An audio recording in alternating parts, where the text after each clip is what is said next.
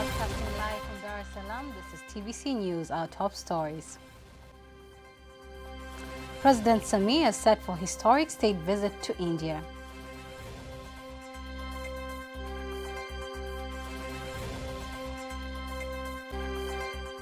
Zanzibar embarks on sports and MICE tourism. Tourism comes first in the list of blue economy sectors.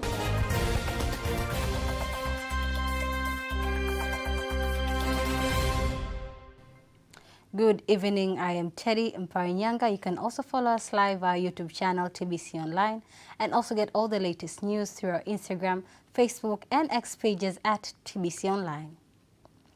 President Samia Suluhu Hassan is set to embark on a historic 4-day state visit to India from October 8th to October 11th. The Minister of Foreign Affairs and East African Cooperation, January Makamba, says that the visit of President Samia to India will open doors for more investment opportunities in technology, health and agriculture. Kwamba Watanzania watapata fursa za mafunzo katika nyanja mbalimbali. What we are expecting from this visit is we hope that Tanzanians will get training opportunities in various fields in India. This visit will generate another 1,000 training opportunities in various sectors. India is a leading country in the digital revolution, so we are counting on one of the results of this visit being industries and investors in this area to come and invest in the country, including smart devices assembly. India is very active in medicinal field, so we are going to strengthen, expand and develop relationships in those sectors. President of Zanzibar and Chairman of the Revolutionary Council, Dr. Hussein Ali Mwinyi, says tourism remains a priority sector in blue economy as it contributes 30% in the national income apart from other development sectors. Kanki Magamole has more details. Dr. Mwinyi made the remarks in the State House Zanzibar, where he met and held talks with the former British Prime Minister Tony Blair, insisting his government currently focuses on improving meeting, incentives, conferences and exhibitions tourism. President Dr. Mwinyi highlighted the need of investments to improve port operations, which contribute greatly to the economy of Zanzibar. We are looking forward to, strengthen the cooperation, particularly around the, areas of our priority, which in this case, as it was mentioned, tourism comes first in the list of blue economy sectors because of the fact that it contributes almost 30% of our GDP. It will continue to be the main economic sector. So, but there's a lot to be done under tourism. The tourism we have here in Zanzibar right now is simply the beach tourism and heritage tourism. There's a lot of conference tourism that we want to establish, but also sports tourism and so on. On the other hand, the former British Prime Minister praises the beauty of the island Zanzibar, endowed with beautiful beaches, insisting Zanzibar is a well-known island worldwide for its beautiful tourist attractions. The port and the modernization there, I think, would be very crucial for the future, and this is where Frank and his team, Willis and everyone can help. I think that the other thing is just to emphasize this digitization point, because with these latest developments in artificial intelligence, I think digitization is going to become more important than ever before, because it will offer you huge possibilities for changing the way that government itself works. Tony Blair is a former British Prime Minister who served in the position from 1997 to 2007, making him the longest serving Prime Minister in the UK. Vice President Dr. Philip Mpango calls on non-governmental organizations in the country to be on the forefront in maintaining and protecting cultural values and abide by Tanzanian traditions and customs when implementing their projects. The Vice President was closing the 3rd annual Non-Governmental Organizations Forum held in the Dodoma region. Mzingatie uwazi kwa kuwa ni sehemu muhimu katika kuwezesha serikali kufanya maamuzi mbalimbali. Pay attention to transparency because it is an important part in enabling the government to make various decisions related to the coordination and activities of non-government organizations. Non-government organizations are responsible for maintaining and protecting values by respecting Tanzanian traditions, customs and cultures in the implementation of various interventions and programs. This is very important. Tanzania belongs to us, and people should not use the door of non-government organizations to infiltrate their agendas that are not compatible with good Tanzanian values. Furthermore, Dr. Mpango says the non-government organizations should take firm action against the issue of climate change. Regarding to the acquisition of permits to implement projects, only a few booths I have visited clearly shows the very important contribution of non-government organizations in our nation. If we work together, this is very easy to solve. But if government officials don't respond on time, when NGOs write letters, this should be stopped at once, as this is not a governmental procedure. On the other hand, the Minister for Community Development, Gender, Women and Special Groups, Dr. Dorothy Gwajima, asserts that NGOs have been supporting the government through projects and interventions, while the chairperson of the National Council of NGOs, Dr. Liliani Badi, urges the government to address various challenges faced by non-governmental organizations. Principles of transparency and accountability of these organizations in close collaboration with the NGO Council of Nations to ensure that the contribution of these organizations continue to be recognized and appreciated. Sote tunafahamu kwamba serikali ina nia njema. We all know that the government has good intentions. The government loves us, but the act of taking an endless process of not giving us permission has been an obstacle and a challenge within our sector. The 147th IPU Assembly is set to convene in Luanda, Angola from the 23rd to the 27th of October 2023. This global gathering brings together parliamentarians, partner organizations, and experts under the theme Parliamentary Action for Peace, Justice and Strong Institutions. Serafia Nadunya from Luanda, Angola has more details.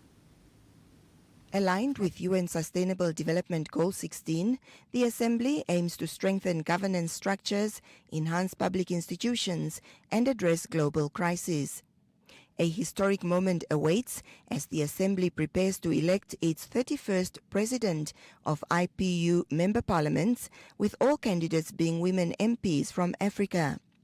Anticipating participation from across the globe, the Assembly will be a platform for critical discussions, including engagement with Russia, Ukraine, the Middle East, and efforts to facilitate political dialogue in Armenia and Azerbaijan.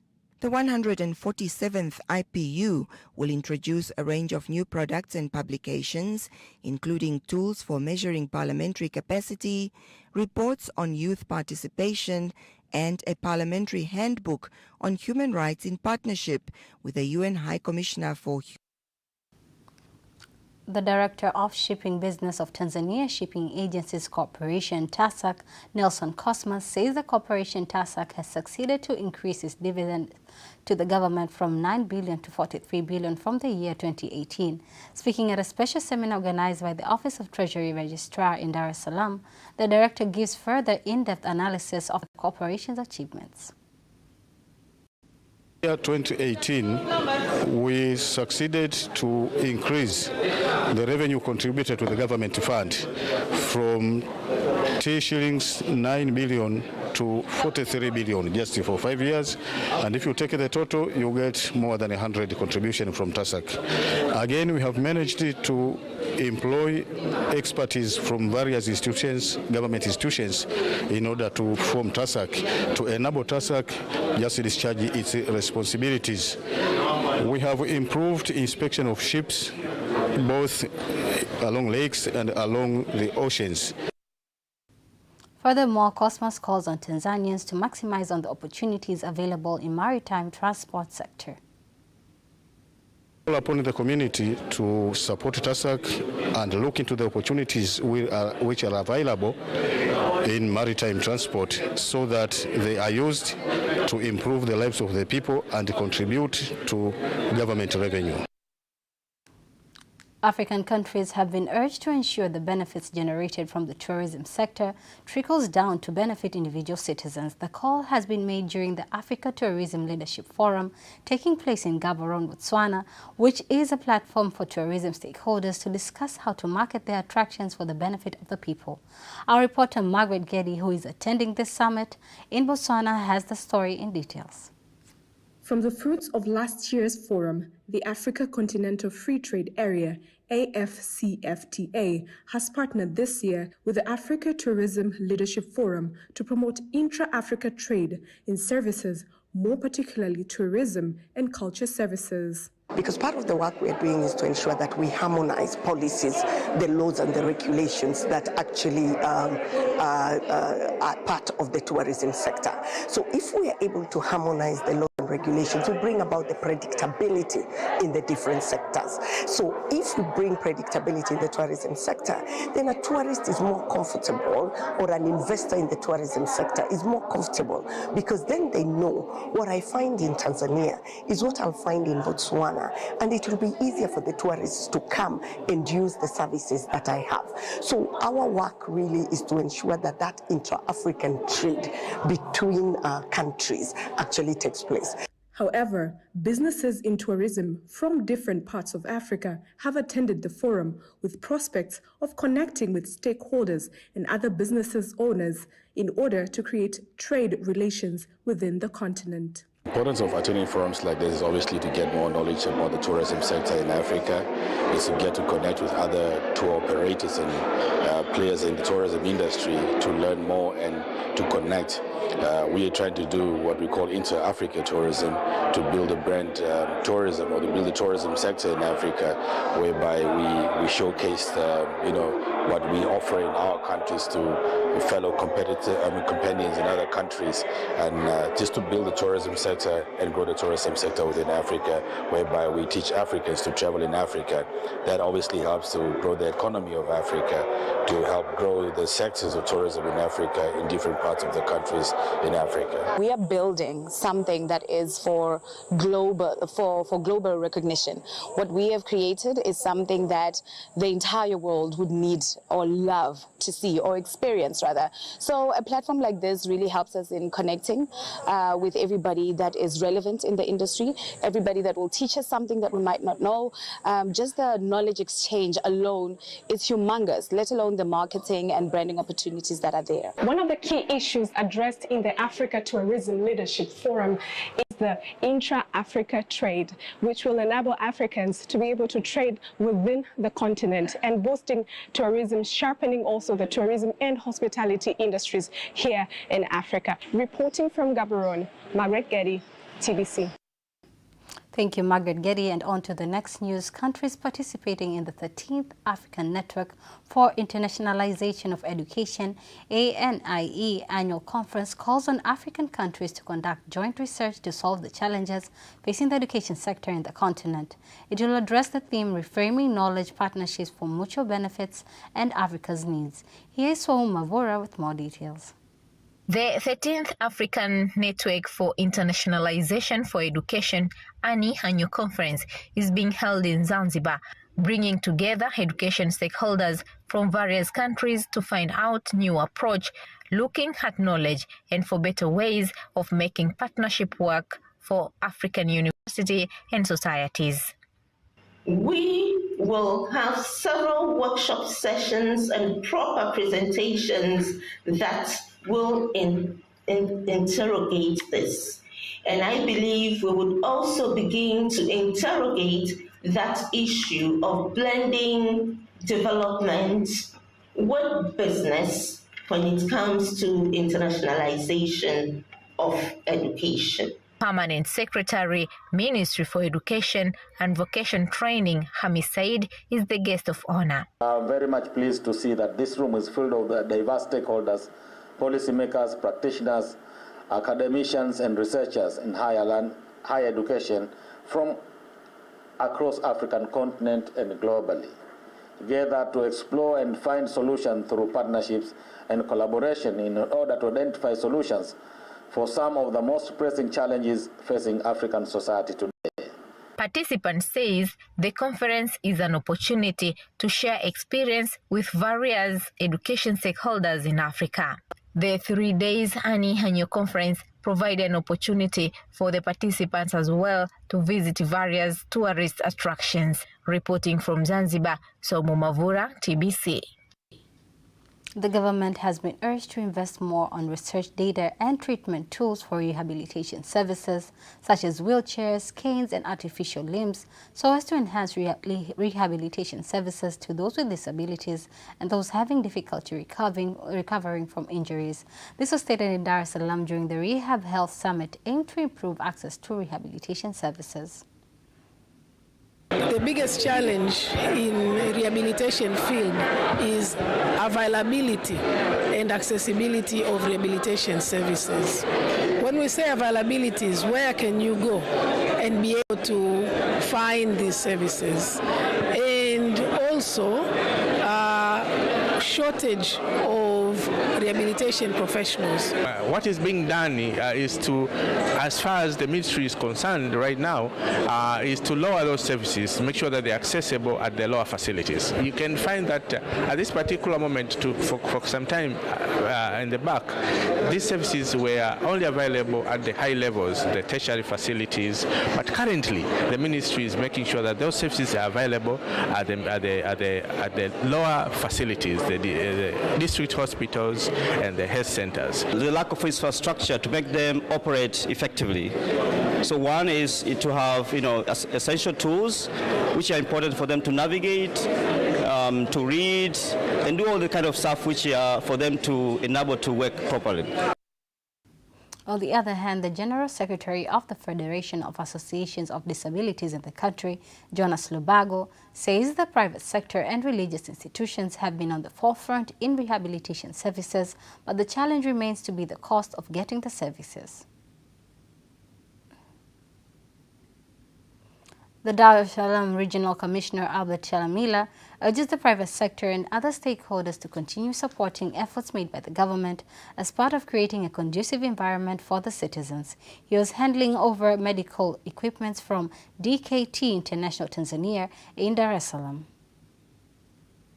Ni pamoja na delivery beds, ni pamoja na surgical beds. DKT International has provided medical equipment which are delivery beds and surgical beds. These medical equipments are very expensive and the ministry budget itself would probably be insufficient. I argue at my fellows at Ubungo and the district commissioner, together with the district commissioner for Kigamboni, that this medical equipment should be well taken care of. Inayoongozwa na Mheshimiwa Halima Bulembo kwamba vifaa hivi vikatunzwe. On the other hand, the director of DKT International, Navidia Datir, vows more support to the efforts made by the President Samia Suluhu Hassan, mentioning the Ubungo and Kigamboni districts to be the first beneficiaries of the health equipment provided as part of building a better environment in the health sector.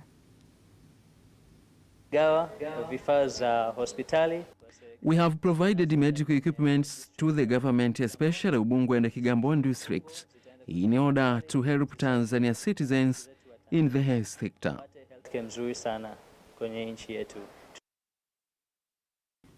The Minister of Defense and National Service, Dr. Stegomena Tax, says concerted effort is needed to deal with extremist groups in Africa and avoid violent conflicts that cause lack of peace and stability in various countries. Dr. Tax was launching a book in Dar es Salaam titled African Perspective on Preventing and Countering Violent Extremism, whereby it highlights the causes and how to deal with extremist groups in Africa. It started very long, very, very long. And what I want to say is that you deal when this is what I say is complex. You have regional mandates, but you have country sovereignty. You have to consider that as well. But at the same time, it's good again, Anton said this, that you're looking at from, yes, we want to invite foreign supporters, But we have also to understand that we have issues which are local issues, which also have to be looked at from a regional dimension. We provide quality training, research, and consultancy services in security and strategic studies for sustainable development and peace. On the other hand, authors and editors of the book say that the content of the book aims to unveil the sources of radical ideologies and how to deal with them and eventually build Africa that is united and peaceful. With research communities to understand how these things work, and then also work with civil society, including church groups, and women and men and the youth to overcome this challenge of radical and violent extremism. Contains an analysis of events carried out by extremist groups in the countries of the South Sahara Desert, focusing on the province of Cabo Delgado in Mozambique. Before we wind up our local news tonight, let us now have a look on today's exchange rates according to the Bank of Tanzania, BOT.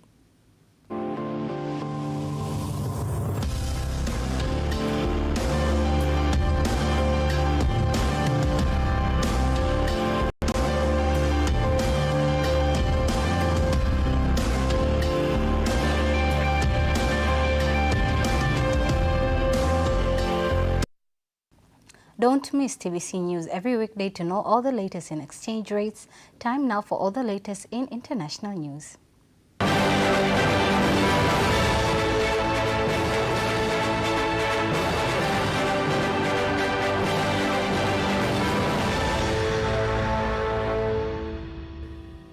And here is international news as compiled by Dorothy Mari and read by Faithan Gaga. The French military says withdrawal of French troops in Niger is set to begin this week. The French military chief of staff says they will begin disengagement operation this week in good order, safely, and in coordination with the Nigerians.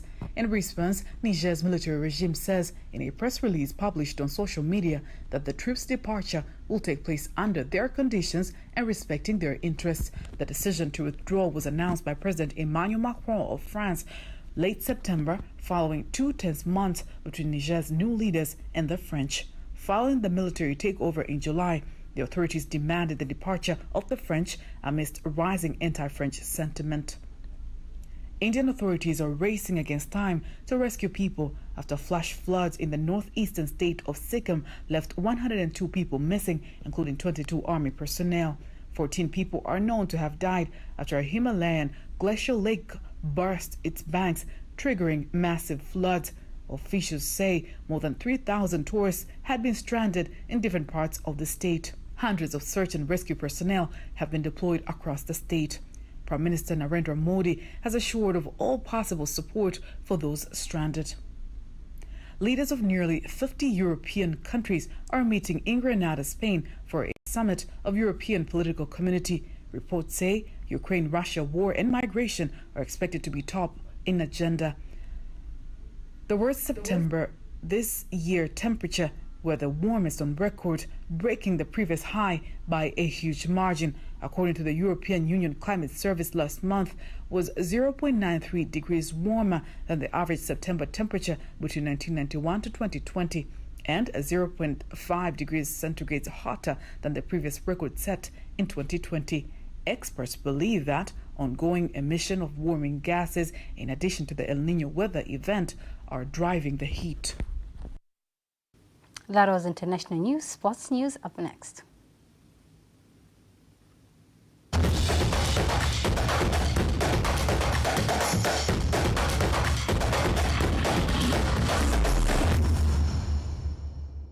In sports news, Simba Football Club head coach Roberto Oliveira praises his players after a satisfactory win of 3-1 against Tanzania Prisons. Simba FC goals were scored by Clatous Chama, John Boko and Saidin Tibanzokiza, while the only Prison goals were scored by Edwin Balua.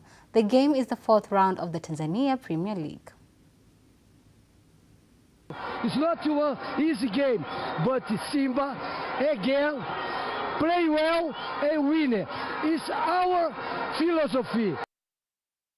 Simba has won their 4th consecutive game this season to reach at the top of the table with 12 points, followed by Azam with 10 points and Young African at the 3rd position with 9 points. And on to the next sports news. The pool table national team head coach Dennis Jonathan says the team is well prepared and they are confident that the team will represent Tanzania well in the All-Africa Pool Games that will begin on October 11th in South Africa. Coach Dennis made the assurance in Dar es Salaam, insisting the team to have quality players.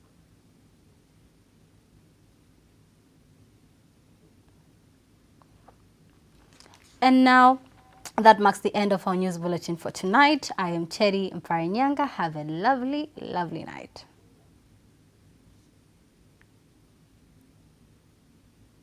Further the forecast from Tanzania Meteorological Authority. My name is Margaret Masawe. Wind is expected to flow from southeast over the entire coast with a speed of 30 kilometers per hour over the entire coast, Lake Victoria and Lake Nyasa, and 20 kilometers per hour over Lake Tanganyika. The state of the sea is expected to be moderate.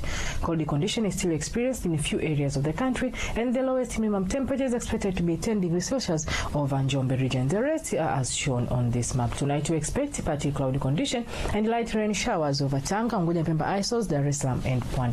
The rest parts of the country are expected to feature partly cloudy condition. Tomorrow we expect a partly cloudy condition and thunder showers over Kagera, Geita and Imara. Northeastern Highland, Morogoro, Dar es Salaam and Pwani are expected to feature partly cloudy condition. Rain showers over a few areas and sun periods. Tanga, Unguja and Pemba Isles are expected to feature cloudy condition. Rain showers over a few areas and sun periods. South Morogoro and Southern Coast are expected to feature partly cloudy condition. Light rain showers over a few areas and sun periods. The rest parts of the country are expected to feature partly cloudy condition and the longer sun periods. Now let us see the next 4 days of the forecast for some regions of the country.